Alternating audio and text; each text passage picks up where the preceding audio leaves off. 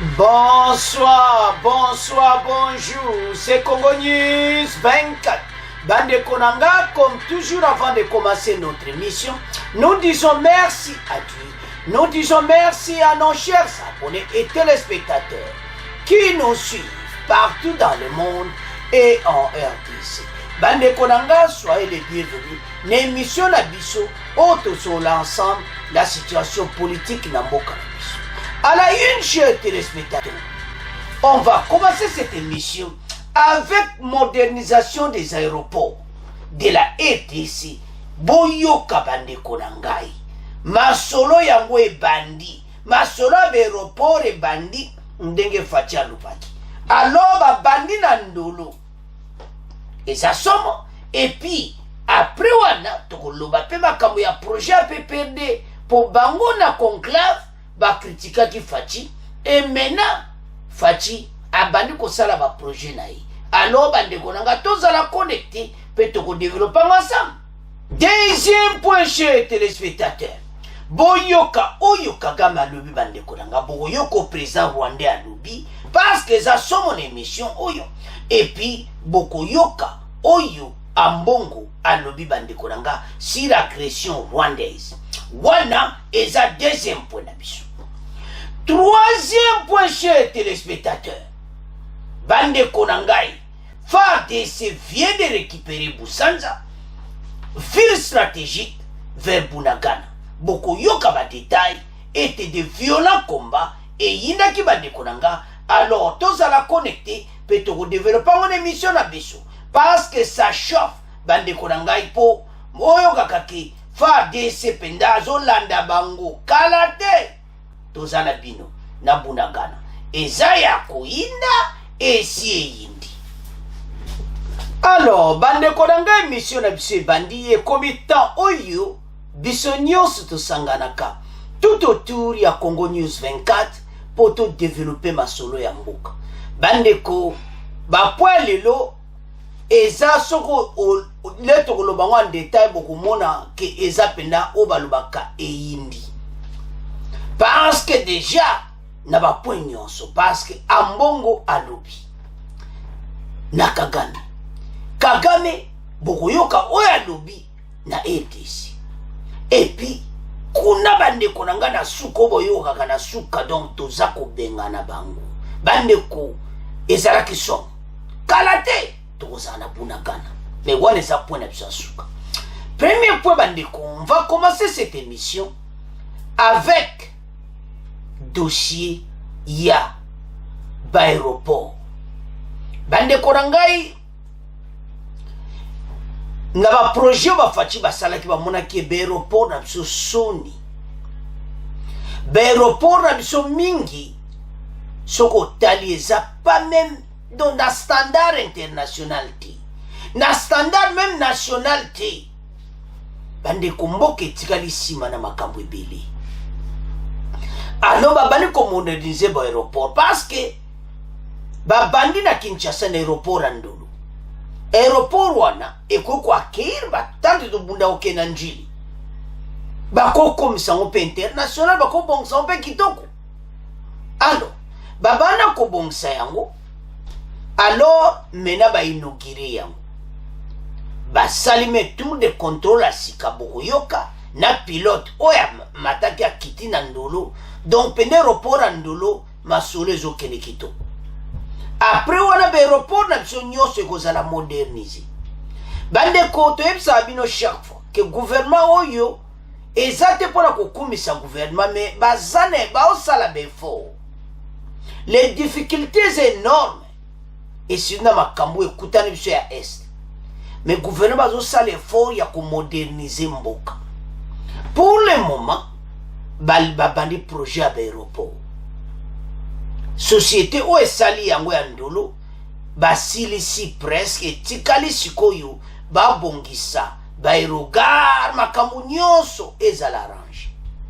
Mais piste esili fatia inokire piste pepo pende kiti kitoko.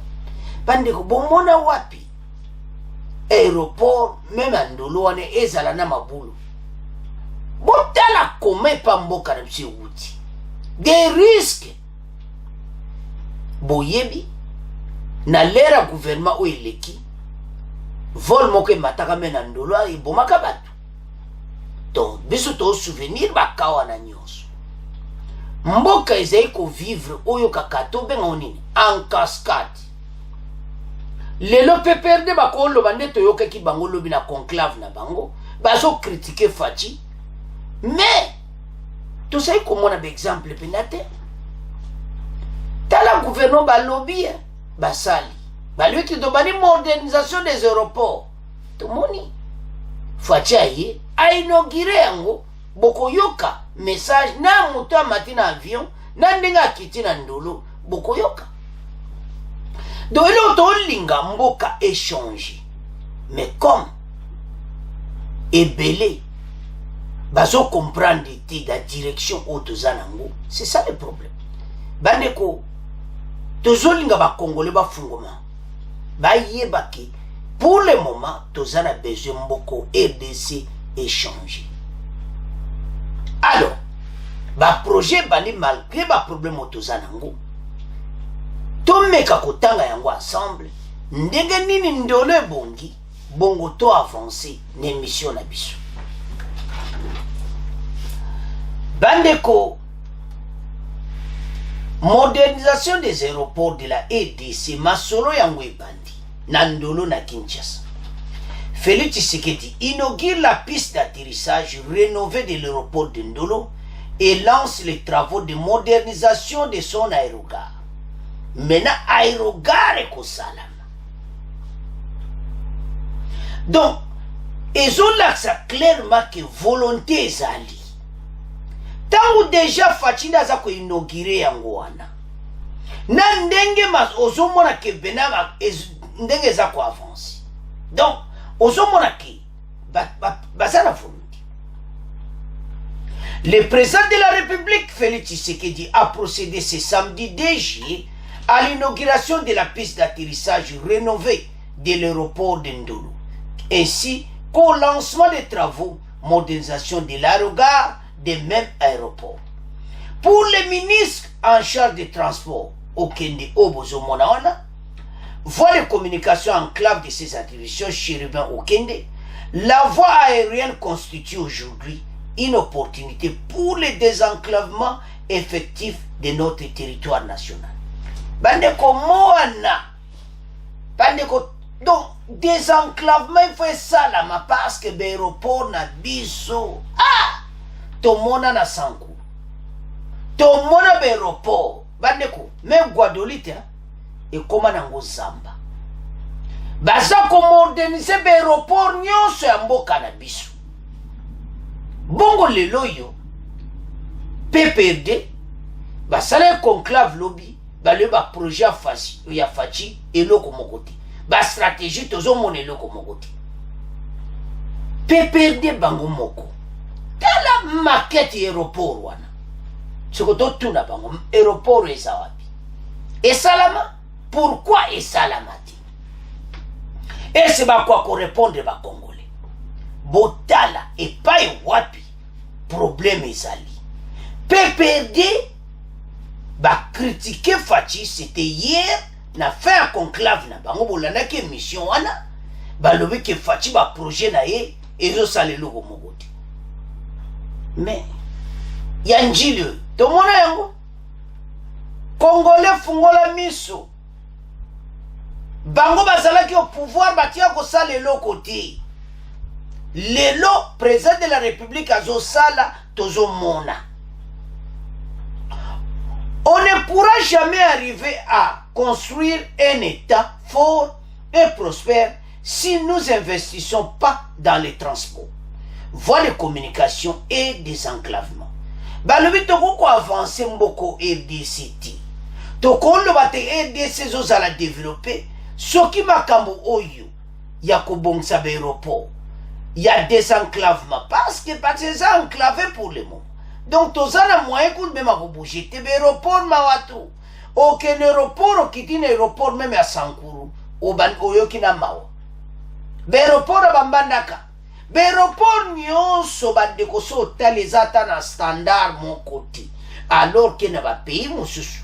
na ba pays voisin mosusu so tali aéroport ba province na bango kitoko biso même njili ya pamba oyo bakosa biso siko bayebisa biso babaloki baprojet afatie kosala mais oyo aéroport so na tali yango bandeko maquette oyo mais enfin on dirait aérogare ya Roissy ko Charles de Gaulle ko telema te mais lelo oyo tomona yango bakongole bofungola miso ndenge omoni oyo bachef ya projet asimbi nzete azolakisa ndenge ni masolo ekozala mais wapi yango bakongole tosufrira botala kaka bino moko projet de PPRD de njili mawa tu tunanga na tuna yo bango mpe totuna bango bayebisa biso wana totika wana baboni mpo sa chauffe ekozala boye te. Alors en effet, avec 2 345 000 km², la RDC est un sous-continent. Nous devrons bien repenser notre système de transport qui est multimodal, modèle, je m'excuse, construit pendant l'époque coloniale. Bandeko banda l'époque coloniale. Même de l'Oana, Fatih Moudayo Bongsan. Bande époque coloniale et locomote tout ça là bon to avance Mobuta bon c'est quand même aéroport à Guadeloupe mais après on a Mawato donc chaos technique et comme Zamba. Alors to avance basé essentiellement sur l'exportation de produits tirés des sous-sol congolais alors que Bissau exportation à base mikana ba matière première alors que tout ça peut mongo na makamwa ba avion et tout ça. La voie aérienne constitue aujourd'hui une opportunité pour que nous amorçons les désenclavements effectifs de notre territoire, a déclaré Chilbon Kenge, ministre des Transports. Alors, bandeko botala comment Bazou Lukaba Bongsa bandeko depuis l'état colonial.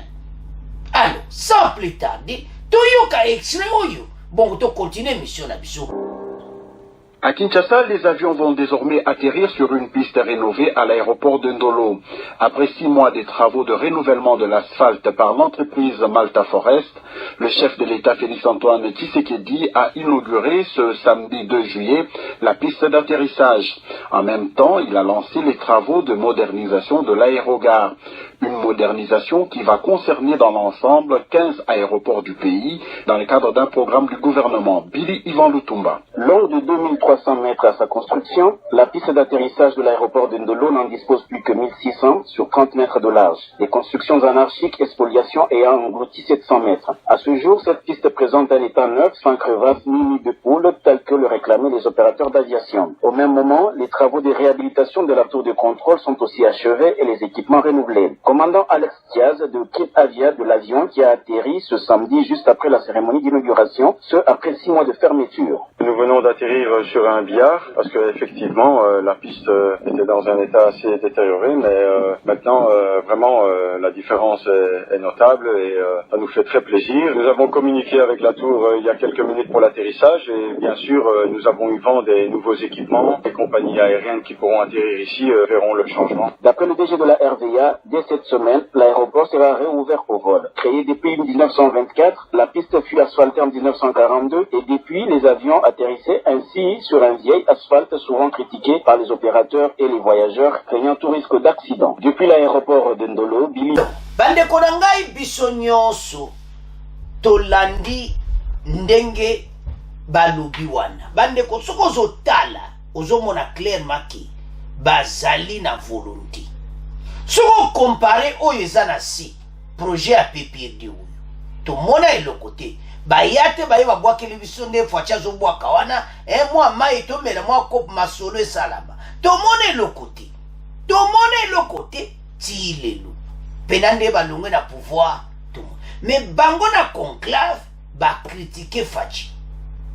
Ozomona biloko wana nyonso il fallait totia peuple pour le peuple afungola miso. Ce n'est pas possible. Alors, avançons. basolo oyo bandeko il faut toyebaki mboka na biso eza baza na nzela malamu. Alors tomeka kosolola yango bandeko, soki otali mosala oyo gouvernement baza kosala, bazolakisa bakongolais toza na volonté malgré les moyens oyo toza nango eza limite. Osomona bandeko, guerre ya este bebisi makambo ebele parce bambongo ebele mene ezokende mingi na défense comme priorité. Entre temps makambo susu bandeko ekokende siko malemi parce que toza agressé à l'est. Mais gouvernement alembi te, balobaki il faut moderniser baéroport nyonso. Tolandi wana ministre ya transport alobi ke état moko toko kodévelopper mboko te soki na désenclavement. Il faut désenclavement salama. Donc parce que pour le moment eza mawa, toza bloqué, enclavé. Donc il n'y a même rien à faire. Ok, na aéroport bozo kita men na aéroport même le tozo mata Lubumbashi wana. Eko za la bongo te. Lubumbashi eza grande ville, il faut aéroport boka munene kaneti ba ya munene penza. Aéroport Anjili eko za la bongo te. Makambo ebele foto kona beirogari be. Donc c'est ça. Alors nandolo basili si piste bazo bongsa beirogar. Beirogar un peu kosila. Après wana bakena province moko moko.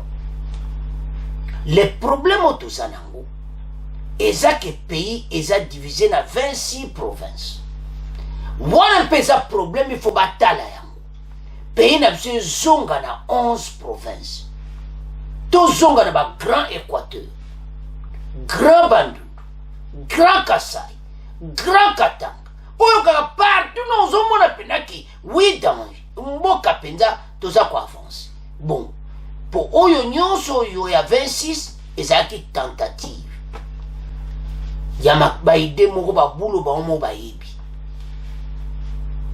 Oyo bokuti biso mboka na 11 botiamo 26 provinces. D'une manière d'une autre, tokabula ba poste nyonso azape poste. Alors que 26 soto réduire en a 11. Bako récupérer mbongo yango na gouvernement na 2023. Bozong c'est la biso na 11. 11 gouverneurs à Bouo puis à Masole Sili. 26 gouverneurs. Bande botala mbongo bone ekota na caisse à l'état. 26 salaires à gouverneur et comme on a 11, 15 longwe. Mbongo wana bo salsa peuple social na bango. Hein? Parce que 26 provinces so bambongo wana ezokende. Tala siko modernisation des aéroports. Soki tozala biso kaka na tombali nanu ya ba province ya minene nyonso wana ba capitale ba place ya minene wana mbala moko 11 aéroports kitoko après bokeno ya mike nyonso babongisi yango. Bandeko aéronautique aéroport ekotsaka mbongo, atterrissage ekotsaka mbongo. Bato ya mbongo wana pa kita na jet privé na ye. Na ndolo eza direct akitika na ndolo mbala moko nzela kiako kita na njili. Ozomona. Et puis bako kabola me babiloko ebele makambo ebele. Bato passe mboka ezo ya munene. Tokoza ka na aéroport moko te kaka ya njili. Non. Tokoma na des aéroports ya minene. Ndolo na bayesa munene. Bande koye makambo akuti na ndolo. Ya gouvernement leki batika na bango. Bakuti batukutu même avant ba bongsango batu ba bande ja ko tongaka ba pale. Illégal ba kote wana. Nana teka ki bandako wana. Ba buki yango, ba longo le tout, batu akone ba construction anarchique. T'allez pas aider ces outils. Ba Congolais to landi na extrait wana social gouvernement. Ba bongisa projet d'aéroport nyonso. Mboka oyo EDC ba yoka yango pe na sango. Que voilà kuna masole zo changer. Bandeko mboka oyo ekokoma na niveau mo ba Congolais bazana posa ba okomba oui voilà pour tout ça qui na. soto tali ba critique oni bolanda ke mission alobi conclave à PPD soto moni ba critique nyonso PPD asala ki c'était hier na nde bolanda une émission okomona clairement que bango bazo critiquer Fachi ki aza dictature PPD asala dictature ti bazo critiquer Fachi que ba projet à Fachi ezo sale lokoti sikoni ba congolais to fungola miso aéroport andolo bale ba bongsi yango ba bongsi pisite yango bazo bongsa be rogati soko chitembe kene kuna zana Kinshasa kene ko talo mo ba bongsa be roga travail zo sala madoto zo mona clairement que bazana bango na volonté ko bongisa soto comparer na gouvernement oileki alors bande koranga to landi biso nyonso mboka oyo ko koma kitoko. Alors c'est à ce point to komo tika premier point to komo kende na deuxième point. Deuxième point bande ko toko division en deux parties. Toko banana na message ya mbongo et pas ba Rwandi. Ambongo alobi. Boko yoka bo comprendre que makambo bani ko change. Alobi pendant que le chef de l'État a sala tout pour la paix code. Alobi que makamba groupe allemand sont de sala effort te ko bebisa mboka na nia mokete bazo sepela effort Fachi aza ko sala. Boyebika ka bango catholique so alobi lermo bo comprendre ka. Mais ba komi pendant ba siko eloni ya sala ya mbongo asengi na papa loba pona makambo oya armée rwandaise M23 makambo to linga kaboyi ambongo penda lobi pona mboka ce dimanche lelo asala ki messe a lobi boko yokai pour aider ce na biso ya avancer il faut batuba changer la façon otozanango batuba me akomona que non le chef de l'État y est pas bon samboka. Après toko yoka oyo Kagame lui pas wana pena toko tanga moi ensemble. Bandeko ozomona pena que travaux pena salami. Donc makambo ezo salama wana na est mpenza masolo komo yokana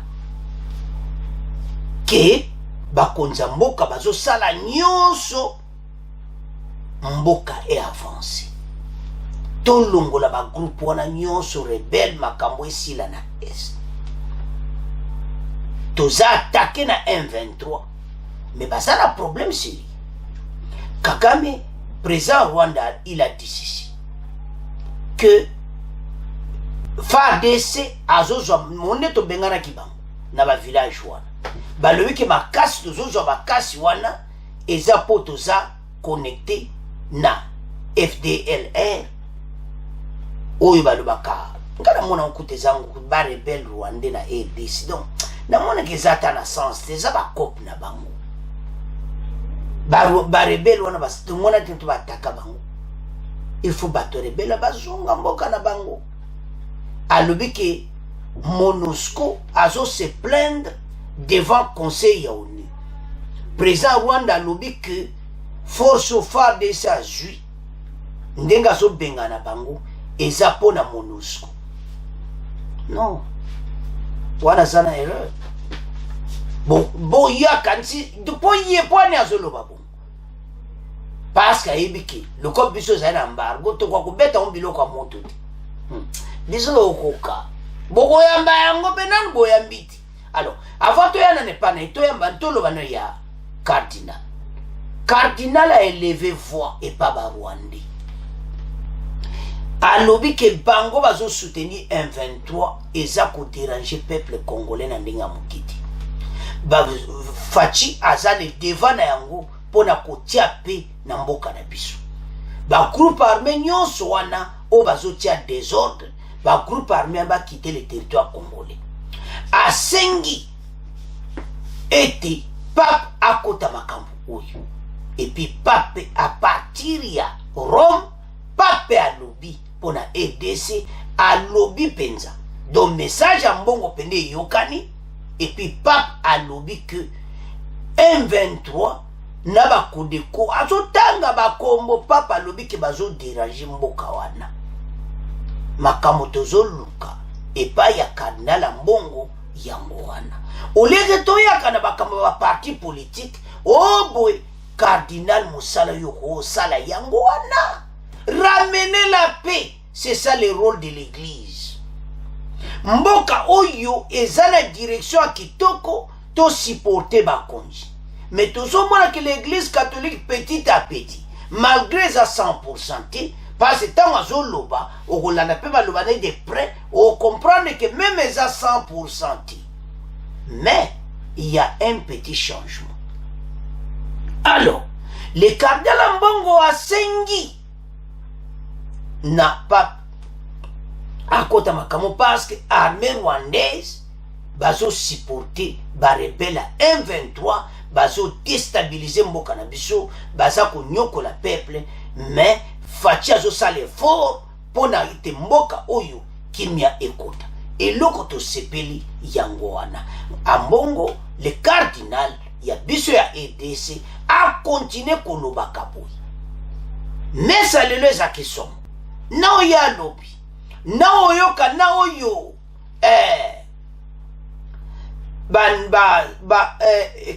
Na catholique na Saint na Vatican. Pape a lobi. Donc, on a clairement que c'est ça.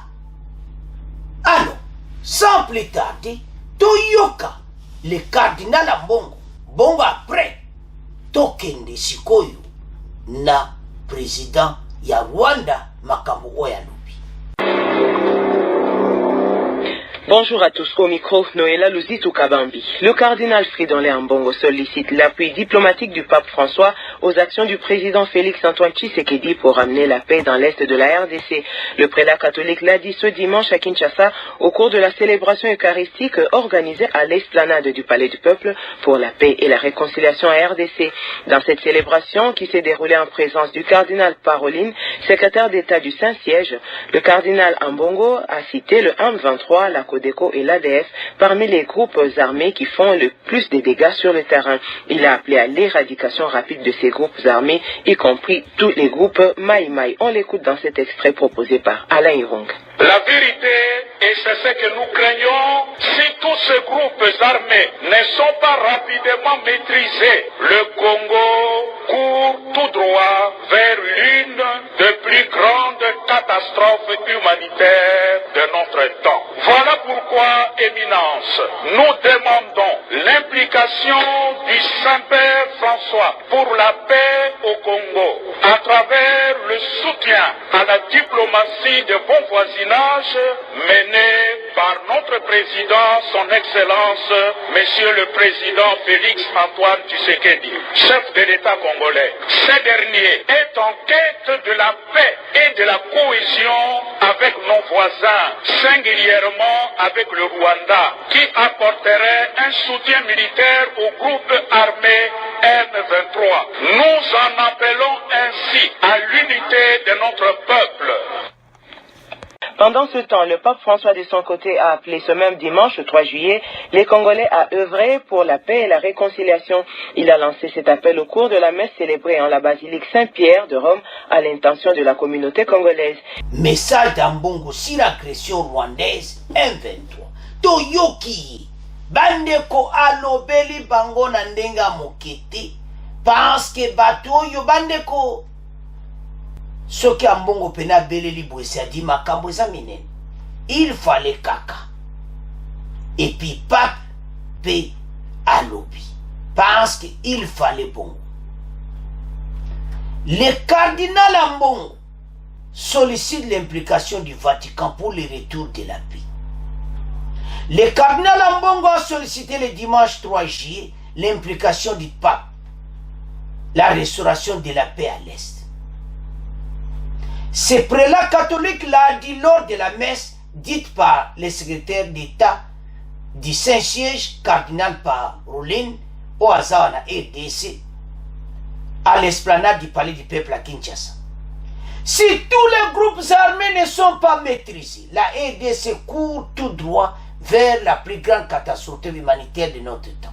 Voilà pourquoi nous demandons l'implication du Saint-Père François pour la paix au Congo à travers le soutien de la diplomatie du bon voisinage mené par le chef de l'État Félix Tshisekedi. Cardinal Ambongo a également appelé l'éradication rapide des groupes armés, y compris tous les groupes Maïmaï. Parmi les groupes armés, il cite autres les rebelles M23, ADE, Codeco, qui font le plus actif à l'est de la RDC. Alors, ce qu'on l'a dit très bien, tout l'a dit, donc message péné zapéné angwana. Parce que ne tout droit namabe. Wana ezalaki message ya cardinal. Sikoyo, tokende directement à présent ya Rwanda. Les Rwandais dénoncent le soutien de la MONUSCO au FARDC s'est dit préoccupé par une approche sélective dans la lutte contre les groupes armés. Rwanda, bandeko, azolobaki MONUSCO azokote la FARDC. Mais MONUSCO rôle ne waneza nini? Kobengana ba groupe armé. Bon, soko à côté les FARDC, a bengene ba groupe armé ana. Problème eza ya nini? Alors, les Rwandais accusent une nouvelle fois les FARDC de s'appuyer sur les forces démocratiques de libération FDLR pour combattre les M23. Vous autres? Donc, le quoi de combattre les M23, il y a manqué. Bisso, tout ça ensemble, na FDLR, soi-disant, rebelle rwandais na RDC. Alors que mouvement ne zakapena déjà mawa ou bien zaka kop na bango bavanda na RDC yango na FDLR yo boke na toyiba muzindo ngo babima na RDC. Alors yazo bata masima nango alobi po ba combattre M23 bande ko bazwaki biloko na bango ba pakata kimbango boko yoka suna po ya suka bandeko ke bazana problème Rwanda mikolo. Parce que FARDC bazo ba me force FARDC azwa. Bokanza ki loko embargo biso za na force terre. Boko mona kalati. Tozana bino maeli. Dans une déclaration du Conseil de sécurité de l'ONU, Clavé, Katete, le représentant rwandais à l'ONU, a implicitement accusé également la MONUSCO. Car soutenir les FARDC alors que combattre aux côtés des FDLR revient à soutenir un groupe armé génocidaire. Bango bazo linga bongoti. Il a appelé le Conseil de sécurité à condamner cette alliance et exhorter la MONUSCO d'éviter toute coopération militaire avec les FARDC qu'elles sont alliées aux forces négatives. Donc bazo mona que FARDC a comme une force mususu. Bazo quand sa force on a fait des avions on a MONUSCO boza na problème. Oye pwani bazo lo baboui. Ba mona kake biso lo koti. Azo e bati. Toko yeb sa pe binote. Position na sobo yeba biso kande to boye biwana. Mais boko so biloko. Il a appelé le Conseil de sécurité à condamner cette alliance et exhorter la MONUSCO d'éviter toute coopération militaire avec les FARDC. Bandeko makamweza somo nde bazana problème sérieux mayele sili bango. Le représentant rwandais a rappelé la pertinence de l'approche régionale recommandée par le deuxième conclave des chefs d'État sur la RDC le 21 avril pour faire face à la salutation à l'est du pays, avant d'exhorter la RDC à mettre en œuvre ses obligations en vertu d'accords régionaux. C'est quoi un accord régional? Quoi exclure bango balinga bazana accord wana. Obi Rwanda pena basila soni. Bango nde bazama ele sili bango. Nde bazama bazoye beloka kolobati. Avançons. Cette réunion du Conseil de sécurité a été marquée par l'exposé exhaustif de la représentante spéciale du secrétaire général de la chef de MONUSCO des Nations Unies pour la stabilisation de la RDC, Bintou Keïta, mais aussi un échange de vues entre les représentants congolais et rwandais. Le chef de la MONUSCO a également rapporté que les offensives de M23 ont un impact majeur sur les civils. Plus de 170 000 personnes se sont déplacées et placées parce que le Conseil redouble les efforts en faveur de l'escalade rapide de la situation de désarmement sans condition de M23. Donc, Bandeko, Rwanda wa bafundi balobi force wana farde sa komi nango esa MONUSCO mutapesi bango.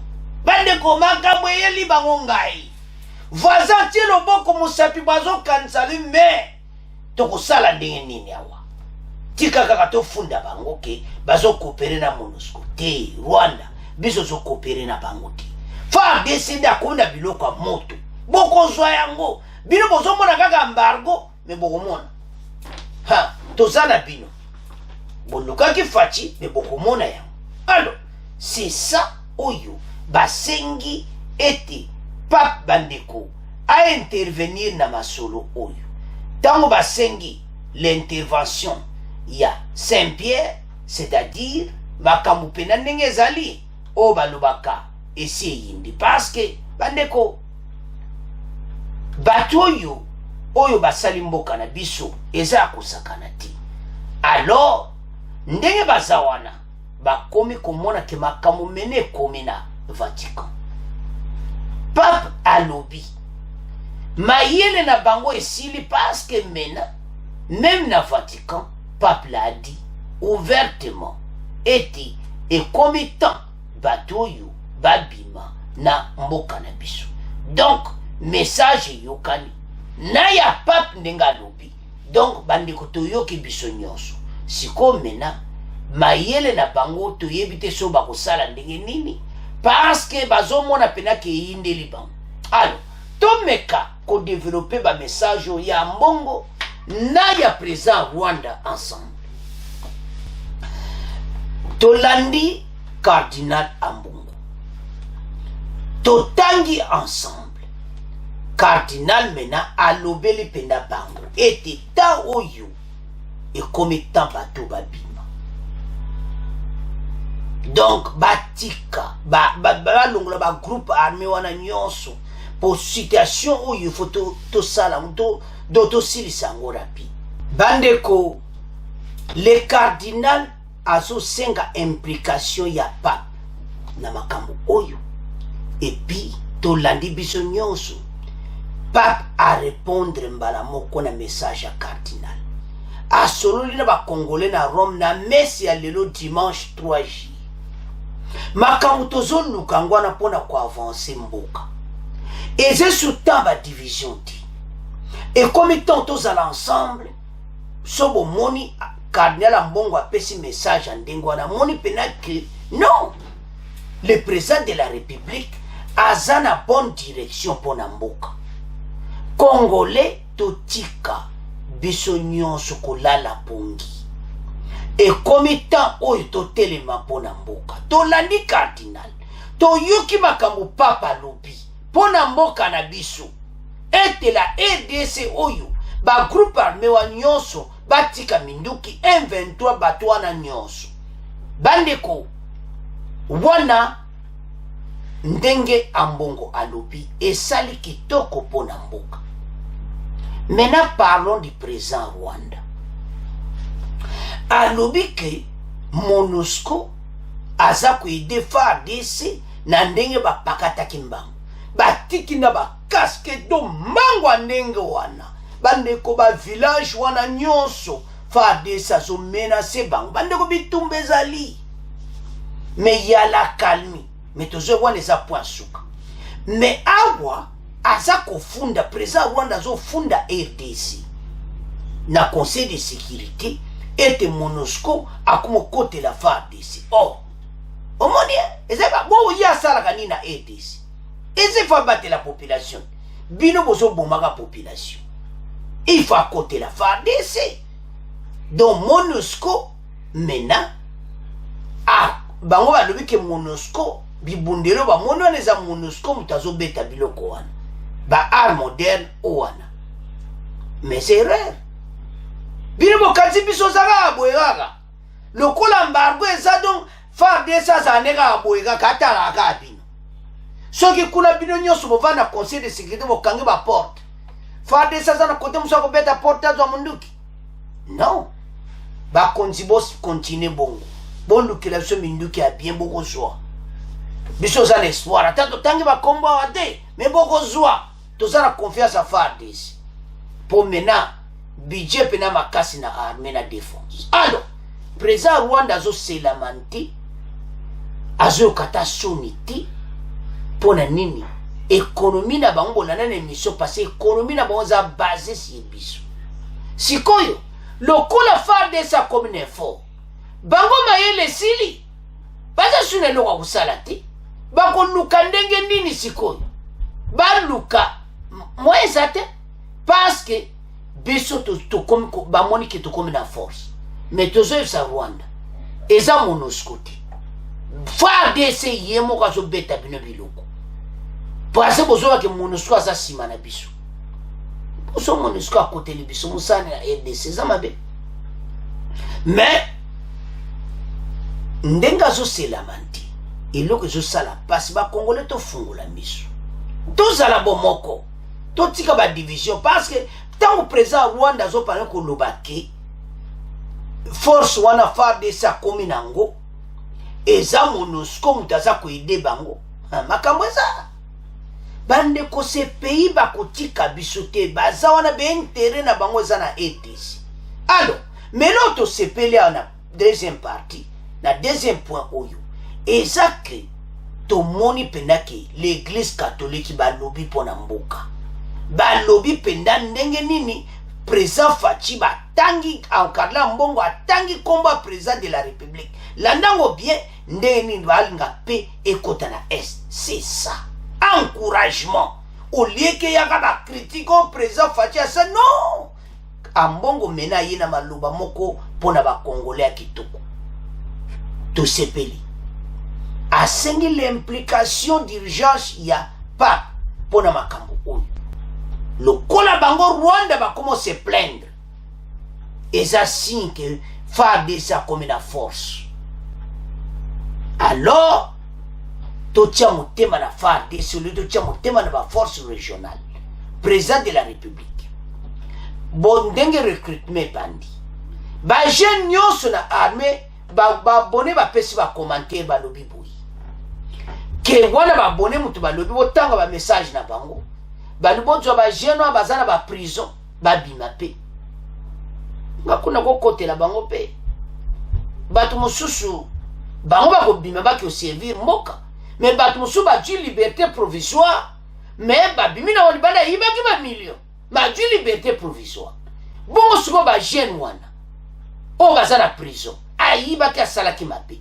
bobimisa bango bozwa bango bokotisa bango na armée bokomba parce que bandeko la prison eza rempli na bajeune garçon bandeko botelemela likambo gouvernement bimisa bajeune nyonso wana parce que bakoboya na bango te basolola na bango ke voilà babimisa mina na prison bokende kobunda mpo na mboka alors bwana oyo babone balobi mena message na biso eza ke bajeune congolais oza na nzela tozo répéter message oyo boyoki Rwanda komoloba ke FARDC bazokotele na MONUSCO c'est-à-dire bamoni force mais toza na besoin d'éléments pourquoi bamboka wana nyonso mboka eza munene armée na biso fo ezala mpe munene bajeune congolais bofungola motema bokende bosenrôler pour votre pays place nyonso oza na kwa RDC toloba likambo clairement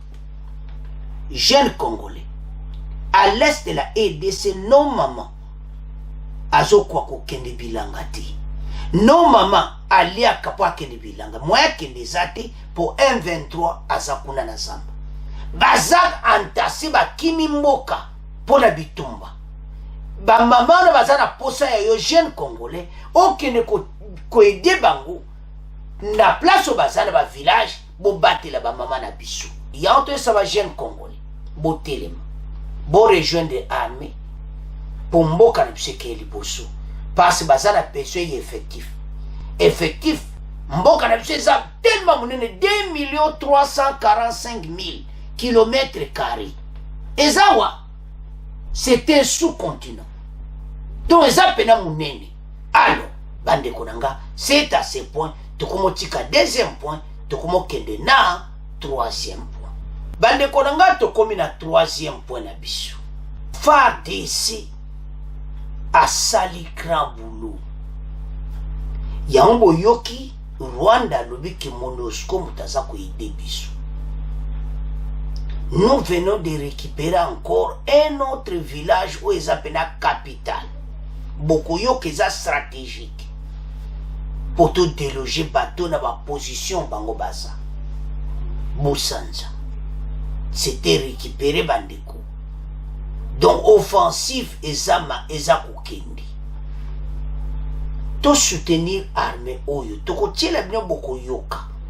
La situation à l'est au lingi bozala à la page. Chaque jour. Non jeunes oyo bazana front bazo sala musala na bagarre républicaine renfort à kosaka nangote. Mais effectif ezaka muki. Yanti na ba jeune congolais boko tana armée. Boko yoka musala FARDC bazo sala front. Ba Rwanda yebe ka kibiso saka abwa basana embargo bango na sima M23 donc ba ido bazaki nango ba yo mona kipena basuki parce pona bomba yaka ba kuboto la Goma mission na ba boto la Goma so ba boto li Goma le siko gouvernement comme devant un point accompli ndenge basala kana 2014 mais où est ça 2014 gouvernement lelo balobi makambo wana ezati négociation na bien tika kozala ti boko tika la pe kozwa Goma ti bande ko pour le moment bazaka ka kozonga sima et loko ndeto se préparer ndenge ni to koboto la Bunagana. C'est ça où est ça problématique. Le pays est occupé pour le moment. Et cette opportunité d'appelle ce message d'un jeune Congolais de 18 ans à 25 ans. Nzoto eza makasi telema pona mboka. Ba jeune nyonso na kwea RDC partout dans ma province nyonso. Bo telema pona mboka na biso. To benga na munguna o akote biso na Bunagana. Avec un complot bien organisé. Parce que bandeko o elika ki na conseil de sécurité de l'ONU ozo mona bien que un complot bien organisé. Et puis ça za maeliti. Tozali su EDC wana te o bazaki bomona ba onkaka boyi. M23 ndima ki te ke toko benga na bango ndenge wana. Ba moni penake eyeli bango ngai. Donc mayele sili bango na ndenga mukete bazoye bateloni bakokosala. Yango tozo sa ba congolais que tant tozana ngo bato yo bakosuka bakozwa biloko na bango na ndenga muketi. Alors tant tozana ngo biso yo tozana ensemble totanga masolo wana très bien ndenge nini tobotoli village wana o eza stratégique bongo bandeko na ngai to avancer boyo kapé ndenge nini tobotola ki yango bandeko ça chauffe parce que à l'est progression penezo salama FARDC penazo progresser kitoko bolanda bandoki ya Congo te botia kolanda ba Twitter ya ba M23 lokuta FARDC azo progresser. Alors totanga ensemble. Alors bandeko situation à l'est ndenge bozomona donc FARDC vient de récupérer Busanza, ville stratégique, vers Bunagana, Boyoka Bandeko. Au nord Kivu, le groupement Busanza, désormais sous contrôle de FARDC, le groupement de Busanza dans les territoires de Rutshuru Nord Kivu est passé depuis une semaine sous contrôle de FARDC des sources coutumières et celles de la société civile précisent qu'en dépit de la présence des militaires FARDC dans la zone, les populations hésitent encore de regagner. Donc, contrôle tout, partout depuis ton côté GSM. Donc, tu bottes là, on mena complètement. Ndenge mobe gozato côté li bunagana. Attends un jour, monte aussi ici, bangote, tu aussi la nana bang. Avançons. Alors, des sources coutumières et celles de la société civile précisent qu'en dépit de la présence des militaires FARDC dans la zone, les populations hésitent encore de regagner leur village. Malgré FARDC à Botoli, mais Bazako Banga Kozonga, Bazo Mouakake, selon les mêmes sources, ces gens disent craindre les représailles de M23. Mais Tozoev Sabino, peuple était Bozonga. Parce que, Nandengenga na Gozo Mona pour le moment. Nandenge Toyoki na deuxième point, Rwanda commence à se plaindre. Et te Monusco a sima FARDC. Donc, Bozo Mona clairement que match et ça pena kitoko. Yango Tozoev Sabangote, Bozonga na ba village. Pendant ce temps, la situation reste calme, toutes les lignes dans le groupement de Djomba. Pendant ce temps, les FARDC maintiennent leur position sur le pont de Rumanguba dans le groupement de Djomba. Donc pour le moment, Kimiezali, lelo penam bitumbezati. Oye salameki hier na vendredi, bito bengana kibango, maintenant to botoli penda le groupement Busanza. Oye zali ville moko stratégique, Bokoyo Kabandi. Les autorités de l'armée congolaise contactées ce dimanche matin n'ont pas donné aucune communication pour confirmer ces informations.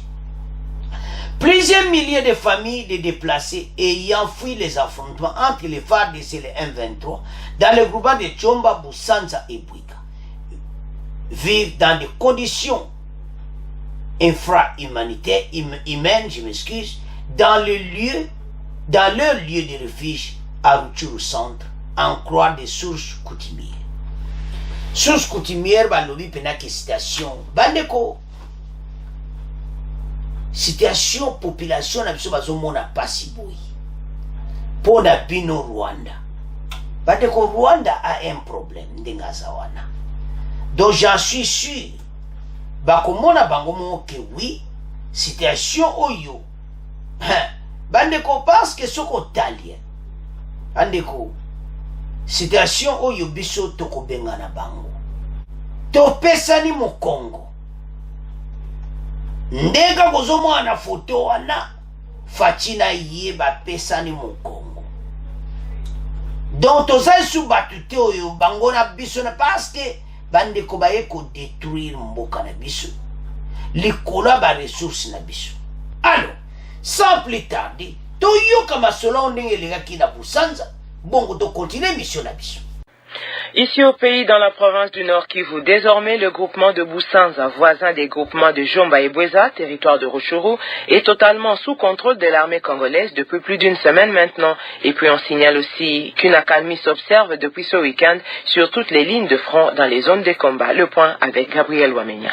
Les groupements de Busanza, l'une des plus grandes agglomérations coutumières du territoire de Rutshuru, est entièrement contrôlée aujourd'hui par l'armée congolaise. Les sources coutumières confirmées par les organisations de la société civile dans les territoires précisent qu'en dépit de la présence des militaires FARDC dans la zone, les populations hésitent toujours à regagner leur village, craignant les actions de représailles et des rebelles du M23 en cas d'une éventuelle attaque par ces derniers. Pendant ce temps, sur le théâtre des opérations, la situation reste calme sur toutes les lignes de front dans les régions de Djomba et Bweza, où les actuellement vidées de leurs habitants, alors que les FARDC maintiennent toujours leur position sur les ponts de Rwanguba dans les groupements de Djomba. Les autorités de l'armée que nous avons contactées ces dimanches n'ont pas donné aucune communication pour confirmer ou infirmer ces informations. Rappelons que plusieurs milliers de familles et de déplacés ayant fui les affrontements entre l'armée et les rebelles dans les groupements de Djomba, Busanza et Bweza vivent dans des conditions déplorables dans leur lieu de refuge à Rutshuru Centre, à en croire les sources coutumières. Bandeko nanga tolandi biso nyonso. FARDC pendele koyati.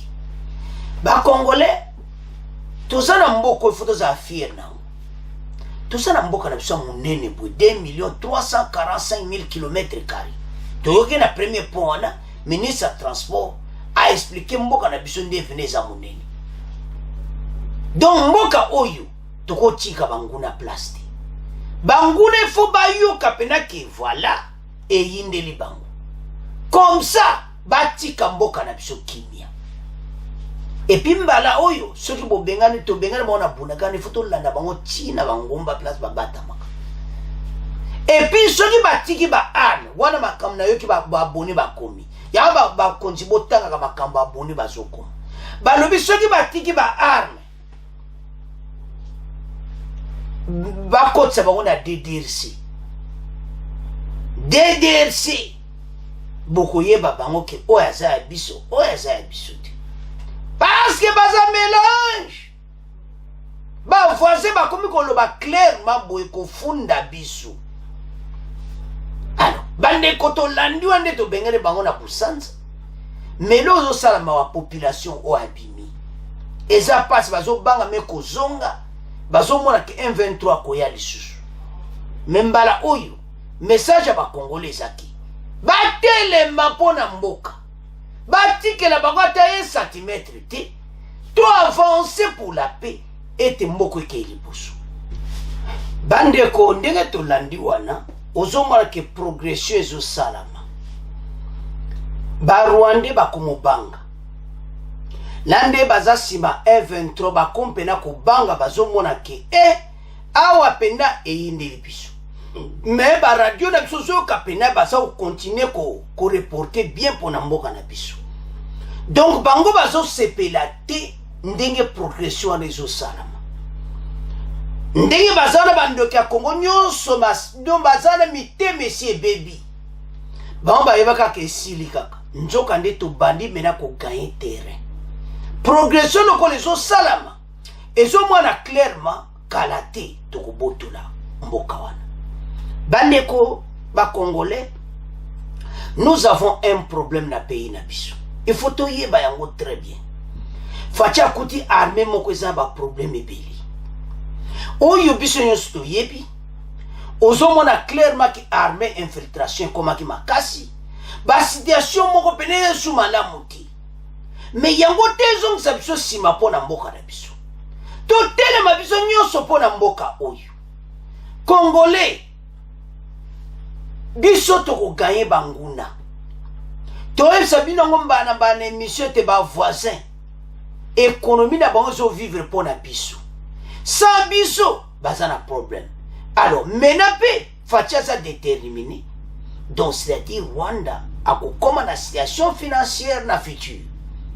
Parce que oyo ba vivaka nango pona biso to kangi ba tio nyonso mayuya nyonso na bango bazana problème. Bande ko za penda contrebande. So la na ke mission lobite kene ko tala yango. Donc so mona penda ke des remorques ba contenir e katsa na mayuya wana do ba futi ba cop na bango. Et ça passe to za na problème. Donc ka pillage ba ya ba minere. So tali même ba société minière. O eza kuna nyonso faut ba contrôler ngo très bien. Ozomona pena ki bazo prospérer pona biso. Mene kometan to kata bino yoka pena to kangi robine. Bande ko bako za na problème pena sérieux parce que économie na bango ko za pena na faillite. Sikoyo. Bango ba vivaka wana. Bako tika ngo facilement te. Quand les Rwandais a le courage de critiquer la RDC clairement boui na média kolobaki bazo funda FARDC MONUSCO aza sima ya FARDC pona ndenge to pakati bango mbango. Bango bayebika ke biso za neloko te.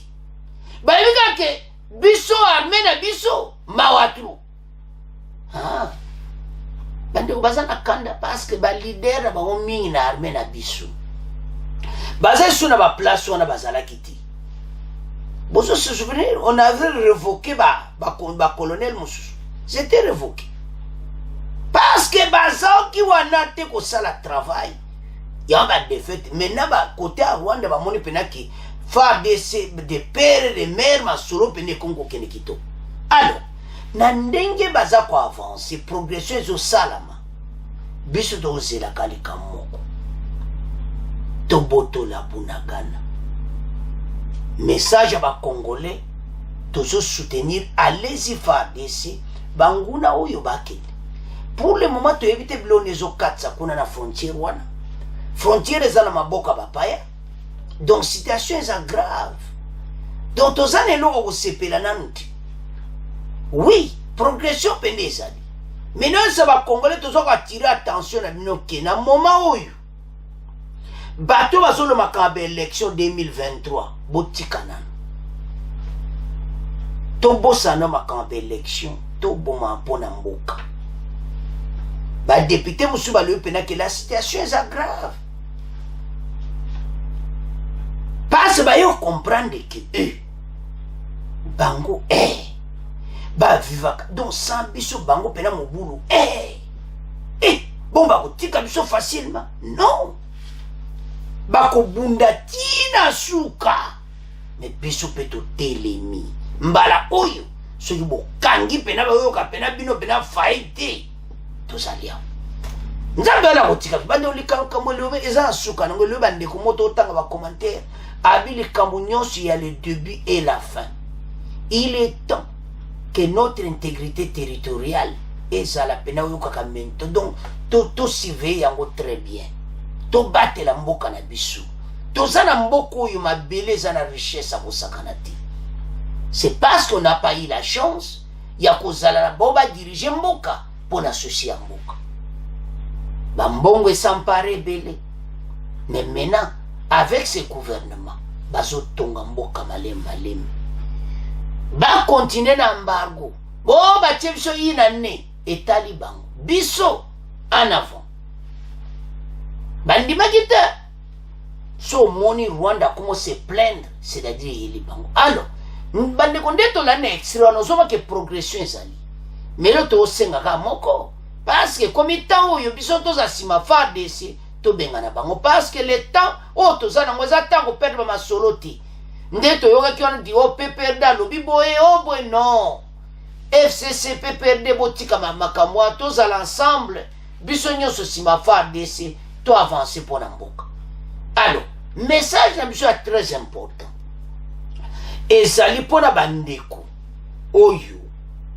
Nyonso ba jeune congolais. Bolandi n'extrait wana. Boyoki progression zo salama. Boyoki binomo ba jeune congolais. Pour ce message ça pour la ba jeune to lo basiko. Bolandi na extrait wana ete ba population zo banga kozonga. Sikoi jeune congolais telema kende ko bunda pona mboka to pesa un exemple ya Ukraine ba juba jeune nyoso mibali boko bimati bozo minduki ba on kudu bakoti formation te mais biso to linga bokota bena formation ba soldat to telema pona ekolo bato nyoso ba vivaka pona biso masole sila bongo baluka na ba client na bango ba bata makasima na bango na bango moko ba fournisseur na bango ba acheteur na ba commissionnaire bango tumbalo songo bo koti nzala na ba pays na binote bo kangi ba banque na binote bo za na problème sérieux parce que le président de la République est déterminé si bazana bazokinde alors bande konanga to bali ko koma na fait émission bo continuer ko s'abonner na émission na biso to yela no be émission kitoko alors bande ko mususu basenga to tia ba coordonner na biso ya banque to komo tiangwana po bande ko mususu basenga ki yango ya to tia yango pona bango alors merci na ba commentaire kitoko merci na ndebo landi émission bo continuer ko s'abonner massivement au revoir à la prochaine.